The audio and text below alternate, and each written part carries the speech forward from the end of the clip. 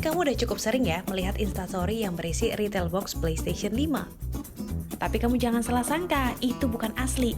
Itu merupakan filter augmented reality atau AR di Instagram yang berjudul PS5 Box. Ini merupakan filter buatan Around Everything.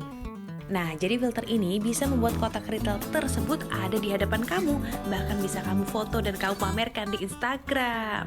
Nah, untuk jajal filternya ini, pastikan kau punya Instagram dan punya filternya. Lalu tempatkan di meja atau di benda di rumah sekeliling kamu ya. Nah, jadi deh, gara-gara filter ini, PS5 pun ramai dibicarakan, baik di Instagram ataupun di lini masa Twitter. Sementara itu, PS5 sebenarnya baru akan rilis pada 12 November 2020 nanti.